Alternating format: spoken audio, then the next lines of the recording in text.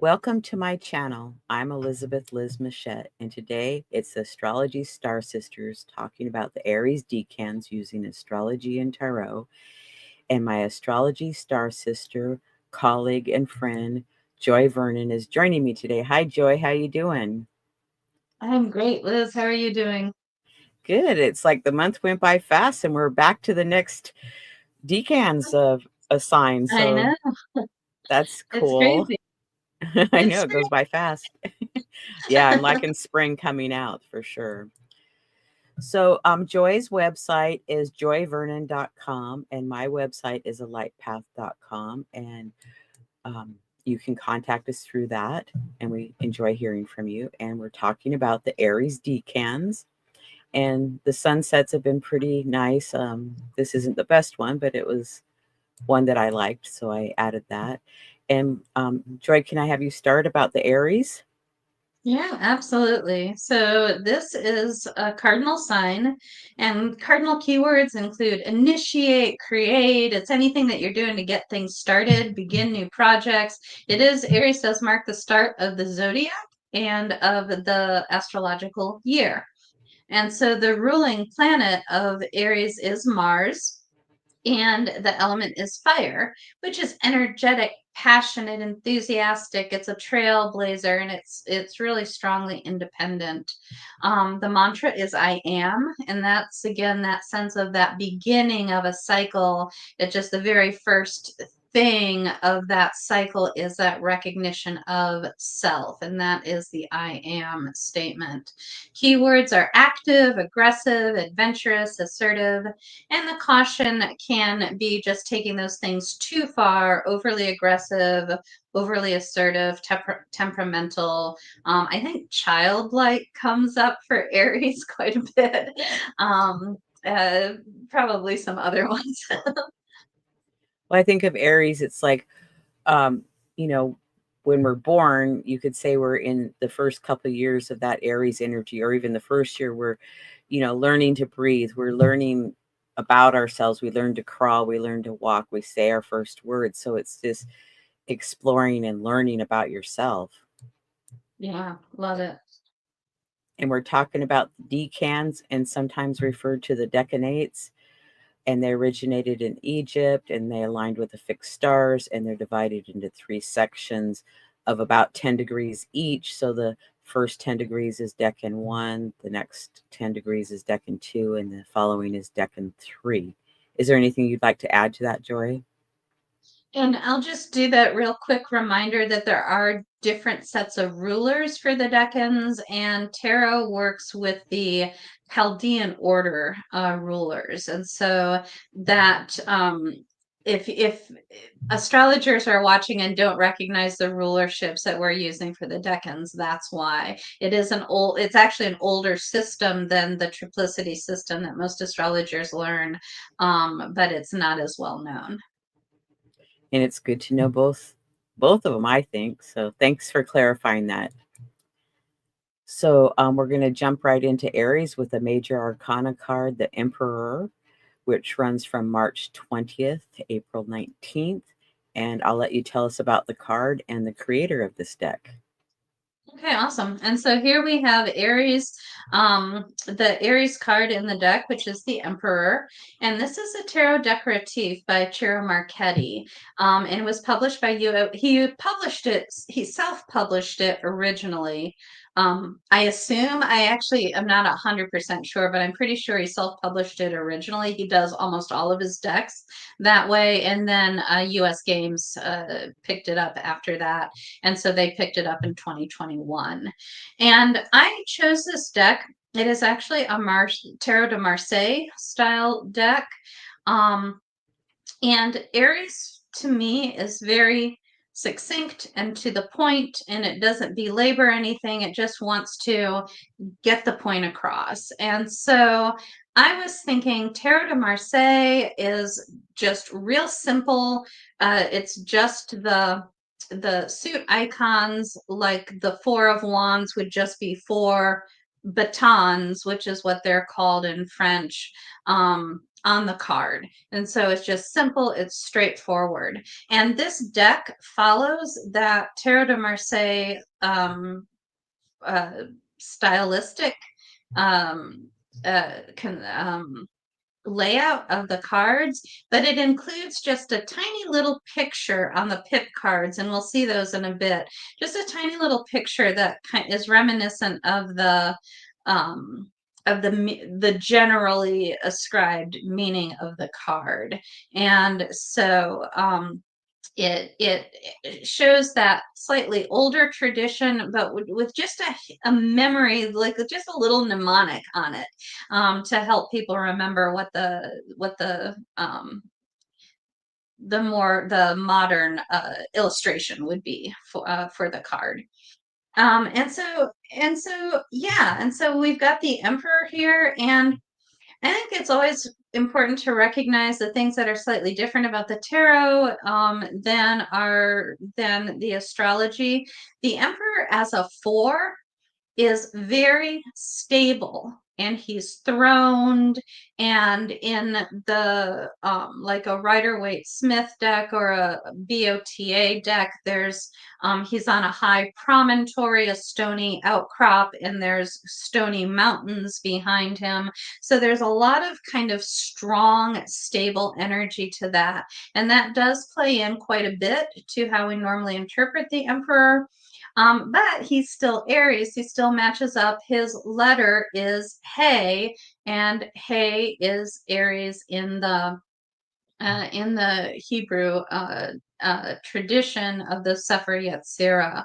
And so kind of taking that solid, stable, kind of paternal quality and authority of the Emperor, and then adding in the initiating energy of Aries and of a cardinal sign really gives you a strongly independent self-starter who achieves levels of stability and authority and something that's lasting. So I really like the Emperor card a lot.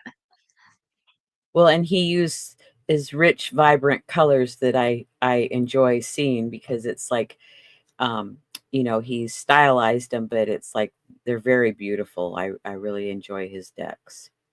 Oh yeah, absolutely. And his Legacy of the Divine is my primary client deck. So I definitely love his decks and have a lot of them. I don't have all of them though. He has so many. Yeah, I kind of lost count out several years back. So we're He going keeps to saying he's Aries. not going Go ahead. he keeps saying he's not going to do any more decks, and then 3 months later he'll be like, I actually decided to do another deck. Right, and he does usually sell the first ones, like, a limited number that he self-publishes, and then they get picked up by a publisher. So we're going to move on to Aries Decan number 1, the Two of Wands, Lord of Dominion, and Crawley calls it Dominion, and it's Mars is the ruling planet of the first decan, and this runs from March 20th to April 30th. And I'll let you tell us about the card and how it relates. This actually, I think that would be just 10 days, so it probably should be March 20th through March 30th, I bet, for that first Yes. decan, or March 31st even. I'm not quite sure. I didn't look it up myself. But yeah, I think that April 30th might have been from leftover from something else. Um, so the okay, so we're looking at, and this is a really nice example of that. You see the two wands kind of in the front and standing out, and just in that most of the Tarot de Marseille, they're actually crossed, but standing strong and stable there. And then we have that vast uh, panorama of and depth of the overlook, looking out over the territory. And that's what that dominion is. And that's the one in the Rider-Waite-Smith with the guy on the castle tower holding a globe in one hand, and he's got a wand in the other, and there's a wand behind him. And he is planning to expand his territory.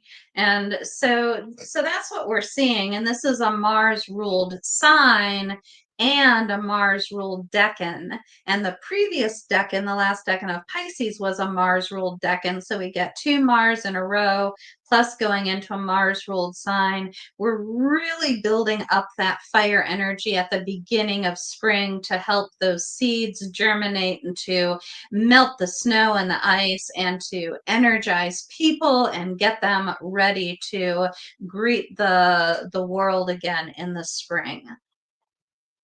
Yeah, beautiful card. And I like how you can oversee that, could be a valley and some mountains in the background. That's beautiful. Yeah, it is. So we And have a so chart our here, what Mars is doing. So I'll let Joy jump in. Yeah, and so here we've got Mars. What's going on while the sun is in that first decan of Aries? We've got Mars at 21 Cancer, and Mars is opposite to the moon, circled in green there in Capricorn, and it has a partile T-square with Chiron. And Chiron is a little off its mark just to make all the planets fit into that uh, in in the narrow confines of the Aries sign when there's so many of them. So the tick mark for Chiron is off to the right of the circle. And that's why that one looks off center, just in case you're wondering. The Mercury there is only at 5 degrees. So he's way back at the beginning. And so we do have here at this very beginning of Aries, we do have Venus still retrograde and Mercury still retrograde, plus the sun all there in the first 5 degrees about of Aries. And so a lot of that, this is all that pushing forward energy of that fresh start. And the other thing I want to say before I go into a little bit more of an interpretation here is that partile, for those that haven't heard of that before, that means in the same degree. And there can be an interpretation that it's within 1 degree, aspects that are within 1 degree of each other, but that's not the way I learned it. I just came across that when I was looking some things up. But I learned it, it's in the same numeric degree. So if the moon here is at 2110 and Mars is at 2111, well, of course, I pulled the chart for the opposition. So I'm actually surprised that it's not a little bit tighter than that. And then Chiron is at 2150, so it's not close like 10 10 minutes. It's towards the end of the degree, but they're all in the same degree. So if Chiron had moved forward into 22.0, it's still less than a degree away, but it would be in 22. So that's all it means, is that they're all 3 in 21. 21, 11 for Mars, 21, again, it should be 11 for the moon, because this theoretically is the opposition chart, and then 2150 for Chiron. And so in terms of this, I think the Chiron spends a number of years. I think it's 7 years in Aries. I think it's going to be 7 years in Taurus. I think it's one that spends slightly different amounts of time in different signs. But it was in Aries. It's been in Aries for quite some time now. And Chiron is the wounded healer, so it's the wound that we have that as we work on healing it within ourselves, we heal it in others. And Chiron in Aries, and I remember when it went into Aries and reading, it's always funny when people always take the symbolism of things so differently. And somebody was thinking of Aries as Mars ruled and aggressive, and so they were writing about how Chiron in Aries was about healing physical aggression. Like, it was specifically represented people that had been physically harmed. And I wouldn't have gone that far because I mean, that's 7 years worth of babies born during that time. I'm like, not all of them are going to be physically abused. But what I think that Chiron in Aries represents is Aries is about the self. It's about our sense of identity. So Chiron helps us heal our sense of identity. Interesting to kind of combine those two interpretations. One of the things that happened back when Chiron did first move into Aries is that the Me Too movement started. And that was Alyssa Milano is the one that resurrected it, that hashtag, or it hadn't been a hashtag at the time because they didn't have hashtags, but that phrase Me Too, I think, had come up earlier. Another woman had started it, and I have to confess, I don't remember her name. But Alyssa Milano, who does have Chiron in Aries, she's the one that brought that hashtag out and got people to start talking about it and claiming their wound, something that some negative, secretive, what people had been secretive about, some negative thing that had happened to them, some assault that had happened to them, start claiming that as their identity and say, yes, I have been assaulted, I have been hurt. There is aggression. There has been aggression against me in my lifetime. And so I think that's really, combines that sense of understanding your own identity, but also acknowledging that Mars in there as that aggressor does play a role. Right. And sorry, go ahead. Well, I wanted I'll to keep say, going. with this T square, that can cause some friction, some chaos. And I always think of squares and oppositions. It's an opportunity asking you to make changes. So the moon has an emotional component. Mars is in the moon's rulership sign. So you could be overly emotional, but it's a really good opportunity to do some self-help or help somebody else by sharing your story. And so you get the choice of how you're going to use this energy. Journaling would be good. Um, any kind of counseling that you might do. And so it's like this opportunity to work on that. And we never know what we share with somebody, how that is healing to them unless they share. And a lot of times people don't give the feedback, but once in a while you get that feedback and then how much that's been helpful. Really nice. Yeah. And also the moon is in Mars's sign of exaltation. So the moon and Mars have mutual reception. So this is an extremely positive and productive T square. And squares a lot of times have a little bit of a like locked horn type of hard to change, hard to move. They can be very stable, but they can be hard to heal or evolve. Um, and I feel like with the moon being in the sign opposite its own home, that the moon is about bringing that subconscious or that uh, inner work, inner emotional work, and bringing it out into the surface and out into the world.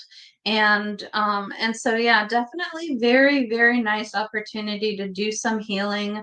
And no, you you do not have to share it if you don't want to. That's totally your choice. But understanding yourself and your emotions, your place in the world, I think all of those things can be explored with this particular aspect. And the moon, keep in mind, the moon's going to be Mars and Chiron will be square for a decent amount of time, but the moon is zipping along. So this is just a one-day opportunity there on March 23rd. Well, and just breaking it down by sign, Aries, in my opinion, likes movement. And if you are an athlete, then be athletic. But if you're not, just even a walk around the block or around your house. And then Capricorn, where the moon is in, to me, that's nature and earth. And then Cancer is like nurturing yourself. So some way it's going to help nurture and heal yourself, I would see.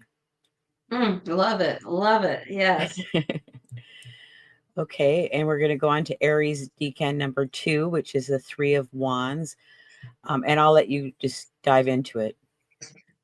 Yeah, so the Three of Wands here, and again, we've got the just the simple three batons on the deck, and then the ship. And the Three of Wands is ships are always associated with that because of the idea of a three-masted ship, which has basically three large upright wooden Masts. wands. They're called Um, masts. right, yeah, it's Mast. a three-masted ship. Yep. Mhm. And so but that relates directly back to wands. And so yeah, and the Golden Dawn title is the Lord of Established Strength. And I see this the in the Rider-Waite-Smith, the guy is standing up on a cliff. There are two wands to one side of him and one to the other, and he's looking out over water where you can see ships. And I really think of this, that self-starting energy of Aries. I see him as somebody that got a job on a ship, just as what they call behind the mast, behind the mast, just or just as a worker, and he moved up and advanced until he was uh, did become, you know increased his responsibilities until he eventually became the first mate and eventually the captain. And then from there, he ended up buying a ship, and then he was able to buy another ship and then a small fleet. And so I really see this as a pull yourself up by the bootstrap type of card until you really have success. And that is that established strength, the way that I see it. Yes, I like And it this because one's the card before he was out looking at what's out there, and then now in this card he is out there accomplishing. It's like he was like thinking of an idea, perhaps. Yeah, absolutely. And so, yeah, the sun, this one's ruled by the sun. The sun is exalted in Aries, and the sun's degree of exaltation is in this decan as well. Beautiful cards, and I love the colors. So we have a chart for April 6th, and these charts are all Pacific time in Seattle, Washington. And I'll let Joy tell you all about it. So what we have here for the sun, being again and it looks like I circled the wrong tick mark there. The sun is there at 1650 of Aries, and so that's where the Neptune of course is at 0. And this is also, I don't think I even added that. This is when Neptune moves into Aries, which it does this year. And then it will retrograde back, but it's already into Aries here. And so the sun's in the middle of Aries. And it is sextile over there to Jupiter at 16 Gemini. Um, and again, it's a busy chart. We've got the moon opposite to Pluto. We've got that Saturn, Venus, Mercury, North Node conjunction, all within about 2 degrees of each other, a little slightly more than 2 degrees of each other, quite a lot, just right there, huddled at the end of Pisces. We've got Neptune then in the first degree of Aries. And then finally, we get the sun halfway through, and Chiron is actually at the tick mark that I have circled there. Also, that Mars plus Saturn and the other things that are there at the end of Pisces are in that bisextile to Uranus, which is in Taurus. And so uh, just very busy. This is a very busy chart with a lot of energies. That movement from Pisces into Aries is such a energy of birth. And so all of this kind of new things coming into being, and Neptune is kind of at the forefront of that energy, and so the Sun and Jupiter working together is just very nice. The Sun in Aries is going to be the self. It's going to be that sense of independence, that sense of identity, having clear identity there in Aries, and then connecting with the authority and leadership of Jupiter, in that social sign of Gemini, good communication, abundant, sometimes overabundant communication, perhaps with Jupiter in Gemini, but a really nice exchange there. I think one of the things, again, looking back to the Three of Wands, is the um, the idea, again, in my little story that I tell myself about the Three of Wands, about, growing up, going through this development until you own a ship and then own a couple ships and three ships and so on. That Jupiter, I think, is very much that kind of, what else can we do? What more can we do? Where do we really want to take this?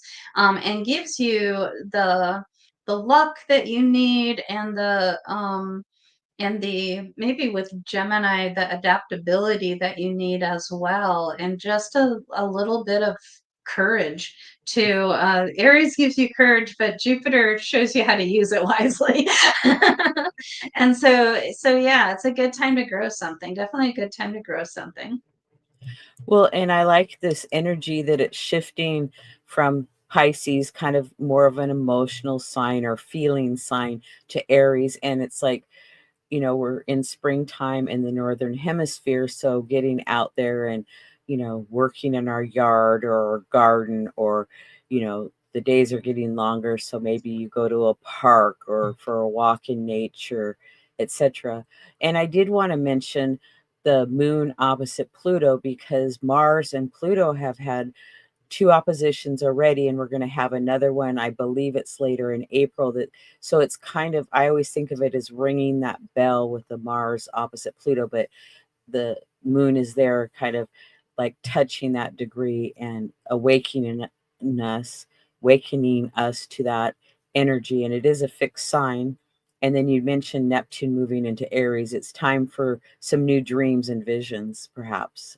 And you might have a whole lot of Love it. them, because that Jupiter is, talking to the sun. So there could be so many that you might want to write it down. But Mercury will be direct at this time. So that'll be helpful, I think. I always think of the Mercury retrograde. It's like so much information coming, and I always try to sort through it, or make sure I'm going to have time, or say, okay, I'm going to do that later. I'm not going to work on that, at this time, because that's new information, and I'll add that in after Mercury goes direct. Anything else you'd Do you like to say? know do you know when Mercury and Venus go direct? I forget the dates on those. Um, it's earlier in April, and they're just a couple of days apart, and I don't remember that. Sorry. Okay, um, okay, no, curious. well, I could look it up because I have my little book here, and I think I could find it quickly. So that won't take too long. Um, Mercury goes direct on April 7th. So, but Okay, excellent. and then on the 12th, Venus goes direct. So, right around Okay, this great. time, Yeah. things are changing. Awesome, awesome. Okay, cool. Oh, this is the other one that was going on. This is the same day. In fact, it's pretty much the same chart, but it is like 2.5 hours later. And we talked last month about a variety of planets being besieged because they had to travel in between Saturn and Mars. but Venus wasn't included at that time.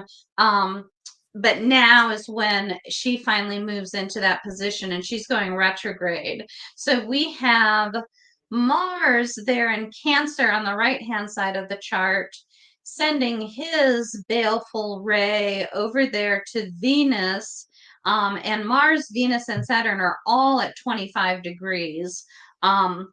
And so Mars is 25 Cancer, sending that ray over to Venus at 25 of Pisces. And she is separating from him because she's going retrograde, and she is applying to Saturn going retrograde. And this is April 6th. So if she goes direct on the 12th, she very well might enter that connection between those planets again and be besieged a second time, but I'm not 100% sure about that. So, and we talked last time about what does it mean to be besieged, and I've been thinking about that because Mars's station point was square to my sun, and my sun is conjunct Saturn in my so I have a Sun Saturn conjunction in my natal chart, and then when Mercury stationed, it was only 1 degree away from my sun, and so my sun was besieged between my natal Saturn and transiting Mars, which I don't know if normally people use besiegement that way, but I'll tell you what, I felt besieged, so I'm going to go ahead and count it. And it was because Mars is transiting over my moon and square to my sun. And so I thought the worst of it would be over my moon. And it hasn't been. The worst of it was when it stationed square my sun, the feeling of like this impending doom and this threat. We watched we like to rewatch the Lord of the Rings every once in a while. And so besiegement, of course, is like Helm's Deep. When you're trying to maintain your castle and everybody's in it, you're trying to protect it, but there's just this onslaught from outside. That's what besiegement is. And you don't really have a lot of place to move. But you still have to defend yourself. And that's what it really felt like is very, I would say, closest to depression, just in terms of I can't do anything, I can't get what I want, I can't get these things to work, that kind of feeling. And so that was how I experienced it last month. And so now with Venus, that same feeling of I'm stuck and I can't get what I want, but that'll be Venus, which is our love, our pleasure, our enjoyment. And again, it's only for 1 day though. And then if it comes back, once it goes direct, I forgot to look that one up. So there might be another period when it hits again. I don't remember how far Mars gets or if there are any other, because that's the thing. It has to be from an aspect to one malefic to an aspect to the other without anything else aspecting it. And so I didn't look that up, but it's just a couple days, but it might just be like, why is this not working? Why can't I connect with people? Why can't I, experience, some happiness, kind of Venus types of things. Well, and I had it Mars partile opposition to my sun. And so I really felt the need that I needed to get out and walk. So I went on a 4-mile walk on the beach. And so, because it felt like pressure almost on my chest, not that it was really pressure on my chest, but I just knew I needed to get outside and move. So that's Oh, interesting that you awesome. brought that up. Do you want to see that slide again or move on to Decan number 3? No, I think we can move on.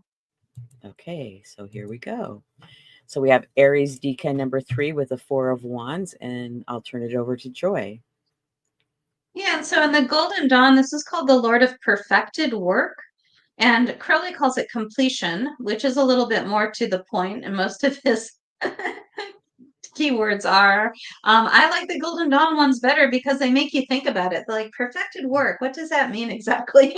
And so the more you meditate on it, the deeper your understanding is. And so perfected work is work that has I think of it as perfecting a aspect. An aspect approaches, and then it is perfect, and then it separates.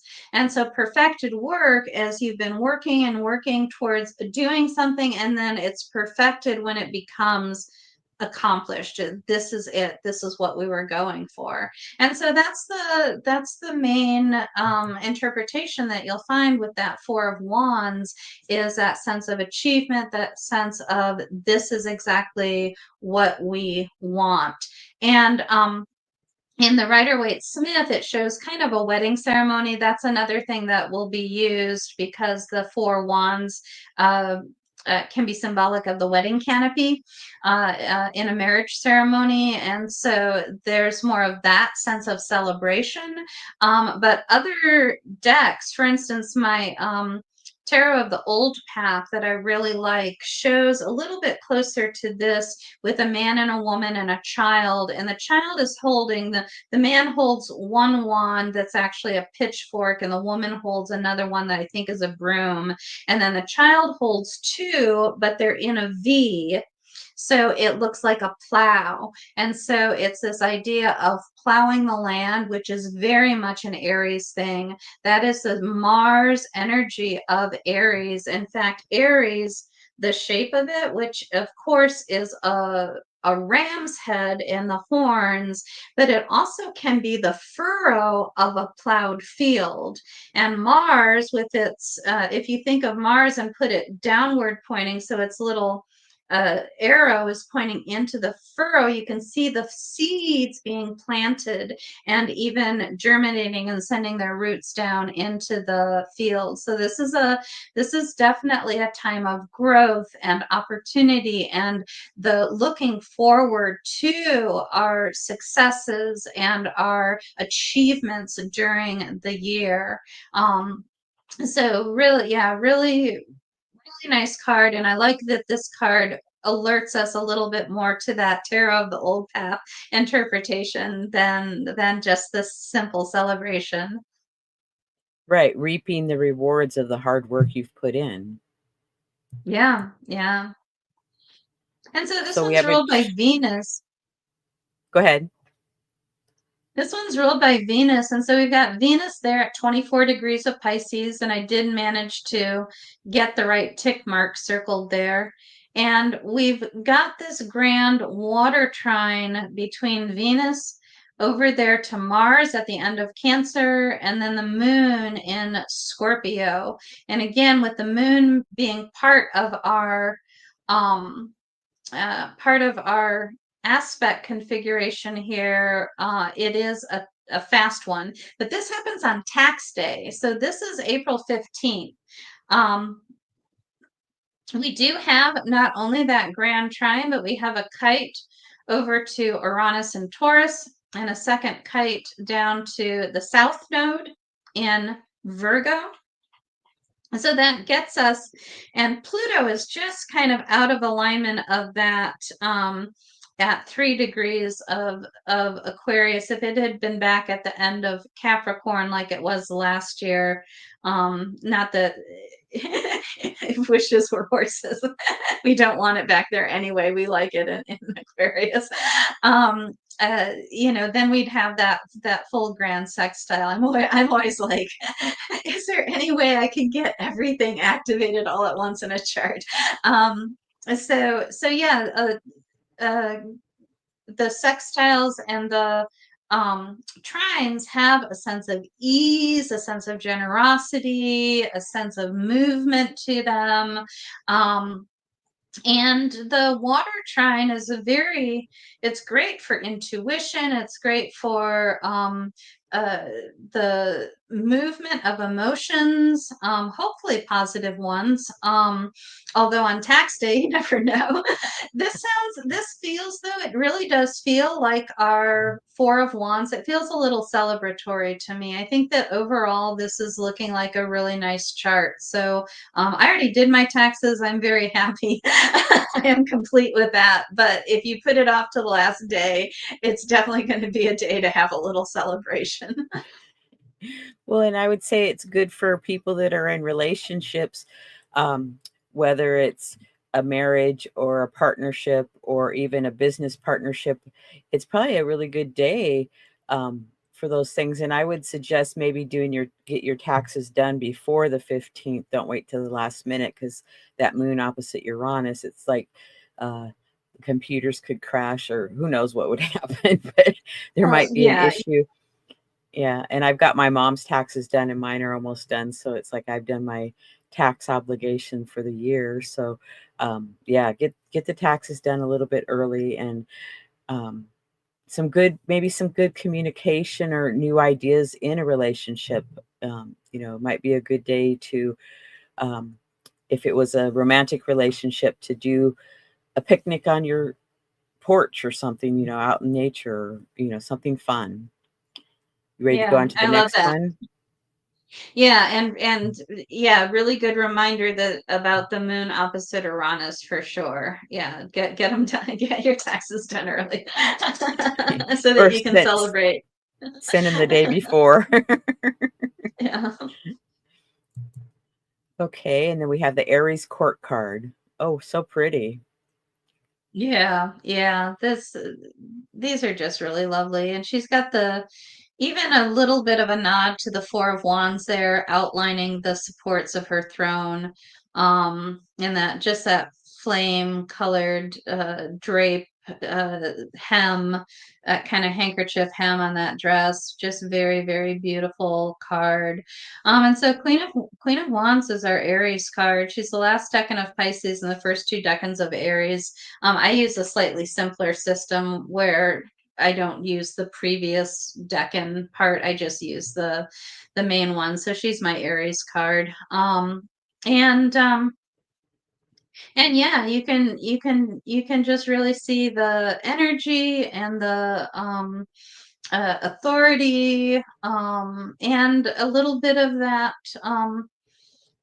stability in the four, and the uh, I mean, there's no other people. I'm really wanting to tie her into the Four of Wands the way that throne looks. There's not. I'm not sure that there's any visual thing in the card that makes me say that she has that family and connection to others. Certainly, Aries is extremely independent, and that's probably the way I'd usually interpret her. But with the way that four that throne looks with the four supports, I'm going to go ahead and say that she does have a support team, even if it's not 100% apparent in this image. Well, she looks very confident in her own power, I would say. Yeah, absolutely. So she's ready to move on. Such Yes. beautiful cards. Okay. So that was a great presentation. Thank you, Joy. And we'll be back next month with the Taurus decans. Anything you want to leave people with before we kind of do our advertisement at the end here?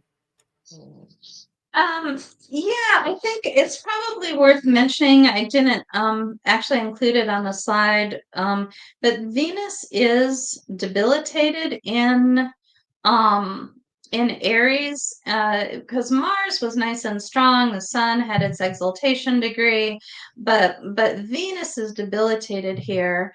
And of course, Venus is about connection, and Aries is about independence. And so they have opposite things. But I think the question always becomes, what is our Venus Aries connected to? She's much more connected to the self. And even though I like wanted to bring in connection for our Queen of Wands, she's super self-dependent, supporting, um, uh, all of that kind of stuff. And so, but people with Venus in Aries include Janet Jackson, um, the model and soldier, model Venus, soldier, Aries or Mars. That's Gal Gadot, who is that model, and she was a soldier in the Israeli army, as all people of a certain age are, and uh, and I forget some of the other ones, but just that Janet Jackson, the way she moves, you're bringing out a lot of the movement of Mars, which is definitely true. Mars is always going, and Aries, um, Aries will always be more athletic than you would expect from their body type and size and etc. And so there's definitely a lot of athleticism to Aries. And Janet Jackson, just look at the way she dances, and very in a more of an aggressive type of movement that she uses. Like she's got a point to prove when she dances. And so some really good examples there. And just that idea of how do you want to use this energy? What do you want to connect to particularly? What do you want to connect to within yourself and within your own identity? And kind of loving yourself. I think those are all some good Venus in Aries energies to work with. Oh, I agree with that, and I really like that. Yeah, because Venus in Aries, she has a hard time connecting, but I like that you bring it back to connecting to herself, because I think that that's really important. And she's going to be moving into a morning star later this month, and so she'll be probably not putting up with as much as she has when she's in the sign of Aries. So she might be a little more boisterous in I don't accept this, and this is what I want. So I'm hoping that, for women or those type of issues, that they'll say this is what we want, instead of just being fighting about it. It's like, if you say what you want, I think that it's easier to resolve. Well, Love that. thank you so much. So, Joy and I both do consultations. We have newsletters and YouTube channels, so we always appreciate you subscribing and giving us likes and contacting us for a consultation. And Joy has a Substack. Do you call it a channel, or I'm not sure what you call it? I'll let you talk about it. I forget. Honestly, I think it's a magazine or publication, a Substack publication, maybe. But yeah, I've blogged since 2009, but I recently started cross-posting my blogs to Substack. So if you're on there, that's a great place to follow me. Um, and I try to post. Well, I'm not very good at being regular with it, but I usually try to get 2 or 3 posts up a month. And then I'll be doing a talk for OPA, the Organization for Professional Astrology, on March 30th. That is free for OPA members and definitely worthwhile being a member. It's an amazing organization with lots of talks and transit talks and presentations and other types of workshops. They've got all kinds of things that they offer, lots and lots of stuff, and you get out all of it for free when you're a member.